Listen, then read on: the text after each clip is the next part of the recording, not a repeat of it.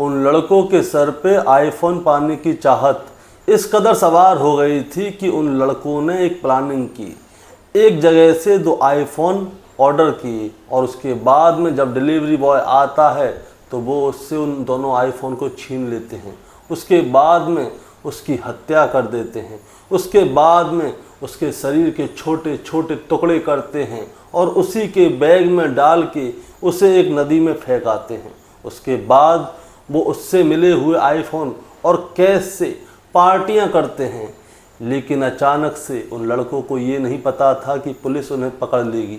आखिरकार पुलिस उन्हें पकड़ लेती है, रिमांड पे लेती है। और जब वो लड़के बताते हैं कि उन्होंने किस तरह से 2 आईफोन पाने के लिए ये प्लानिंग की थी, यहाँ दोस्तों इसे प्लानिंग ही कहते हैं कि किसी को अपने घर पे बुलाकर उसकी हत्या करके उसकी बॉडी को ठिकाने लगा देना। दोस्तों अगर आप इस प्लानिंग को सुनोगे तो आपके पैरों के नीचे से भी ज़मीन खिसक जाएगी। दोस्तों आज की कहानी इसी डिलीवरी बॉय के ऊपर है जिसकी हत्या कर दी गई है सिर्फ एक फ़ोन के चक्कर में। दोस्तों कहानी शुरू करूंगा उससे पहले मैं आपसे कहना चाहूँगा कि चैनल पे नए हैं तो चैनल को सब्सक्राइब कर दीजिएगा ताकि रोज़ाना शाम को 8 बजे मैं आपके लिए एक सच्ची घटना की कहानी लेकर आ सकूँ। नमस्कार दोस्तों, मैं गौरव शर्मा और आप देख रहे हैं गौरव शर्मा सफ़र। दोस्तों आज की जो सच्ची घटना है वो उत्तर प्रदेश की राजधानी लखनऊ की है और लखनऊ का एक इलाका पड़ता है निषादगंज, जो कि महानगर थाना है उसी के इलाके में पड़ता है। वहीं का रहने वाला एक लड़का होता है जिसका नाम भरत है। वो 24 सितंबर को सुबह अपने घर पे खाना खाता है और उसके बाद वो अपने काम पर निकल जाता है। और दोस्तों जो भरत है वो फ्लिपकार्ट कंपनी में डिलीवरी बॉय का काम करता है। वो सबसे पहले अपनी कंपनी में जाता है, वहाँ से 49 पार्सल लेता है और उन्हें डिलीवर करने के लिए निकल जाता है। अब दोस्तों अचानक से क्या होता है, लगभग सुबह 11:30 बजे का समय होता है, तभी भरत का मोबाइल जो है वो स्विच ऑफ हो जाता है। अब उसके पास 49 पार्सल हैं जो कि डिलीवर करने हैं। अब जो कंपनी के लोग हैं वो भरत के पास फ़ोन करते हैं। अब जैसे ही भरत के पास फ़ोन करते हैं तो उसका मोबाइल आता है स्विच ऑफ। अब घंटा, 1.5 घंटा, 2 घंटे बीत जाते हैं। कईयों बार कंपनी के लोग भरत के मोबाइल पर फ़ोन करते हैं लेकिन भरत का मोबाइल स्विच ऑफ ही होता है। अब कंपनी के लोग क्या करते हैं, वो उसके घर पे उसके छोटे भाई प्रेम के पास फ़ोन करते हैं। वो उससे कहते हैं कि भरत के पास 49 पार्सल हैं जो कि उसे डिलीवर करने हैं, लेकिन भरत का फ़ोन बहुत देर से स्विच ऑफ आ रहा है। आप ज़रा देखिए घर पे कहीं भरत तो नहीं है। अब प्रेम क्या करता है, अपने बड़े भाई भरत के घर पे जाता है। वहाँ पे उसे उसकी पत्नी यानी कि प्रेम की भाभी मिलती है। वो अपनी भाभी से पूछता है कि भाभी भैया कहाँ हैं, उनकी कंपनी से फ़ोन आ रहा है, उन्हें बहुत सारा माल डिलीवर करना है लेकिन उनका मोबाइल स्विच ऑफ जा रहा है, क्या वो यहाँ पे आए हैं? तो उसकी पत्नी कहती है कि तुम्हारे भैया तो सुबह खाना पीना खा के निकल गए और अभी तक वो वापस नहीं आए। अब प्रेम अपने बड़े भाई के मोबाइल पर फ़ोन करता है तो पता चलता है कि वो स्विच ऑफ। अब दोपहर से शाम हो जाती है लेकिन शाम तक भरत का मोबाइल स्विच ऑफ ही होता है। अब दोस्तों क्या होता है, कंपनी वाले और भरत के परिवार वालों को कुछ अनहोनी होने की आशंका होती है। तो भरत का छोटा भाई यानी कि प्रेम अपनी भाभी के साथ शाम को चिन्हट थाने पर पहुंचता है और उसे बताता है कि मेरा बड़ा भाई जो है वो फ्लिपकार्ट कंपनी में काम करता है, उसके पास 49 पार्सल हैं और दोपहर लगभग 11:30 बजे से ही उसका मोबाइल स्विच ऑफ है। अब पुलिस क्या करती है, तुरंत ही इस मामले को संज्ञान में लेती है और सबसे पहले देखती है भरत की कॉल रिकॉर्ड। वो ये देखती है कि आखिरी पार्सल जो है भरत किसको देने के लिए गया था। तो भरत के मोबाइल नंबर पे पता चलता है कि भरत सबसे आखिरी पार्सल जो है गजानन को देने के लिए गया था। अब दोस्तों जो गजानन है वो चिन्हट थाने की ही एरिया में आती है, डेडा कॉलोनी, वहीं का रहने वाला होता है। अब पुलिस क्या करती है, सीधे गजानन के घर पे जाती है तो पता चलता है कि गजानन घर पे नहीं है। तो पुलिस को वहाँ पे उसकी बहन मिलती है, उससे पूछती है पुलिस की गजानन कहाँ है। तो उसकी बहन बताती है कि भैया तो यहाँ पे नहीं है, वो शायद दिल्ली गए हैं। अब पुलिस वहाँ से बाहर आती है लेकिन पुलिस को कुछ आशंका होती है तो पुलिस क्या करती है, उस एरिया के सारे सीसीटीवी कैमरे की फुटेज चेक कर लेती है कि यहाँ पर भरत आया है या नहीं आया। अब पुलिस को पता चलता है, यहाँ तक कि जो गजानन था उसके घर पे भी कैमरा था, तो वहाँ पे पता चलता है कि भरत यहाँ पे आया था और वो गजानन के घर के अंदर भी गया था। लेकिन वो गजानन के घर के बाहर नहीं आया। अब दोस्तों, जो पुलिस होती है उस सीसीटीवी की फुटेज को अच्छी तरह से चेक करती है, तो पुलिस को दिखाई देता है कि गजानन थोड़ी देर बाद अपने घर के बाहर आता है और उसके पास भरत का वही वाला बैग होता है जिसमें कि वो पार्सलों को सप्लाई किया करता था, और गजानन के साथ में एक आदमी और होता है। ये दोनों मिलकर उस बैग को अपनी गाड़ी में रखते हैं और उस गाड़ी को वहाँ से ले जाते हैं। अब पुलिस उस कार की लोकेशन को देखती है वहाँ के सीसीटीवी कैमरों के ज़रिए कि ये किधर जा रही है, तो पता चलता है कि ये कार नज़दीक ही इंदिरा नदी की ओर जा रही है। तभी पुलिस को गजानन के ऊपर शक हो गया कि हो ना हो गजानन भरत की बॉडी को इस बैग के अंदर ही रख के लेके जा रहा है, मतलब कि गजानन ने भरत की हत्या कर दी है। फिर भी दोस्तों क्या होता है, पुलिस एक बार गजानन के घर के अंदर जाती है अपने शक को ख़त्म करने के लिए। हो सकता है कि भरत जो है उसके घर के अंदर ही हो। अब पुलिस क्या करती है, उसके घर के चप्पे चप्पे को छानती है, लेकिन भरत वहाँ पे नहीं मिलता। अब गजानन को ढूंढा जाता है, गजानन का कोई भी अता पता ठिकाना नहीं मिलता। अब उसके साथ में जो लड़का होता है, अब उसे ढूंढने की कोशिश होती है, तो पुलिस को पता चलता है जो उसके साथ में लड़का था उसका नाम है आकाश। अब पुलिस क्या करती है, आकाश शर्मा को गिरफ्तार करती है और उसको अपने साथ थाने में लेकर आती है। अब उससे पूछा जाता है कि गजानन कहाँ है, भरत कहाँ है, और तुमने उस जो डिलीवरी बॉय वाला था उसके साथ क्या किया, उसके बैग को लेकर तुम आखिर कहाँ गए थे, सच सच बताओ, नहीं तो तुम्हारे साथ और भी ज़्यादा सख्ताई दिखाई जाएगी। अब क्या होता है दोस्तों, जो आकाश शर्मा होता है वो पुलिस के डर की वजह से वहीं पे टूट जाता है और रोने लगता है और बताता है कि हमने जो डिलीवरी बॉय था भरत, उसकी हत्या कर दी क्योंकि हमें उससे फ़ोन चाहिए थी। पुलिस समझ नहीं पाती कि इसे फ़ोन चाहिए थे और इसने डिलीवरी बॉय को मार दिया। फिर वो आकाश से पूछती है कि सही सही बताओ और जो क्या हुआ था उसे पूरा क्लियर बताओ, और उसके बाद आकाश एक एक बात क्लियर बताता है। अब आकाश बताता है कि हमारे इस प्लान में एक तीसरा बंदा और शामिल था, उसका नाम है हिमांशु। अब पुलिस क्या करती है, तुरंत हिमांशु के घर जाती है और हिमांशु को हिरासत में लेके थाने ले आती है। गजानन को अभी पुलिस ढूंढ रही है, गजानन का कोई पता नहीं है वो कहाँ है, क्योंकि अभी तक वो पुलिस के हाथों नहीं आया।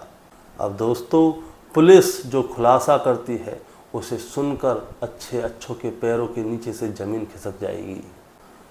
पुलिस खुलासा करती है कि जो गजानन है उसे आईफोन चलाने का शौक़ है। अब इसको आईफोन चाहिए था, तो ये तीनों लड़के क्या होते हैं, मिलके एक प्लानिंग करते हैं कि हम आईफोन को ऑनलाइन ऑर्डर करते हैं और कैश ऑन डिलीवरी का ऑप्शन देंगे। अब होगा क्या, जो डिलीवरी बॉय है वो आएगा, हम उससे मोबाइल ले लेंगे और उसकी हत्या कर देंगे। दरअसल दोस्तों जो गजानन था वो पहले फ्लिपकार्ट में ही काम किया करता था और वहाँ पे उसने कोई घपलेबाजी कर दी, उसके बाद में उसको वहाँ से निकाल दिया गया। अब ये तीनों मिलके प्लानिंग करते हैं कि हत्या कैसे की जाए। अब दोस्तों 24 सितंबर का दिन आता है, यानी कि मोबाइल की डिलीवरी का दिन। अब भरत क्या होता है, हिमांशु के पास फ़ोन करता है और कहता है कि सर मैं आपका मोबाइल लेके आया हूँ। तो हिमांशु कहता है कि ये फ़ोन मेरा नहीं है, ये मैंने गजानन के लिए ऑर्डर किया था। अब क्या होता है, वो उसकी कॉन्फ्रेंस पे बात कराता है और उससे कहता है कि आप डेटा कॉलोनी में जाइए, इसका घर वहीं पे है, आप इसको वहाँ पे जाके इसे दे दीजिए। तो भरत कहता है कि ठीक है सर, मैं डेटा कॉलोनी जा रहा हूँ, आप वहीं पे मुझे मिल जाइए, मैं आपका मोबाइल दे दूँगा। अब भरत डेटा कॉलोनी जाता है गजानन के घर पे।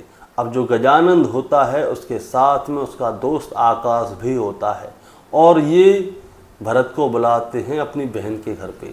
दरअसल दोस्तों उस दिन उसकी बहन घर पे नहीं थी, वो कहीं गई हुई थी। अब इन दोनों की प्लानिंग थी कि डिलीवरी बॉय को यहीं पे बुलाएंगे, यहीं पे मार देंगे और उसको ठिकाने लगा देंगे। अब भरत उनके घर पे जाता है। अब जैसे ही भरत गजानंद और आकाश के पास जाता है, उनसे कहता है कि सर आप अपना मोबाइल लीजिए। तो वो दोनों क्या कहते हैं कि आप ऐसा करो, अंदर आ जाओ, पानी वानी पी लो, क्योंकि बाहर गर्मी पड़ रही है, पैसे ज़्यादा हैं, गिनोगे तो दिक्कत होगी, लोग देखेंगे, अच्छा नहीं लगता। अब भरत क्या करता है, उनके घर के अंदर चला जाता है। ये लोग उसे पानी पीने के लिए देते हैं। अब जैसे ही भरत पानी पीता है तो इसके पीछे से इनमें से कोई एक आदमी उसके सर पे जोर से वार करता है। अब भरत वहीं पे झटपटाने लगता है। अब भरत जब झटपटा ही रहा होता है तभी इनमें से एक आदमी क्या करता है, उसके गले में आईफोन का जो तार होता है चार्जर का, उससे फंदा लगाता है और बहुत देर तक दाबता है, और जब तक दाबता है जब तक कि भरत की मौत नहीं हो जाती। और दोस्तों थोड़ी ही देर में भरत की मौत हो जाती है। अब इन लोगों ने पहले ही प्लानिंग की हुई थी कि भरत को मार के उसका क्या करना है।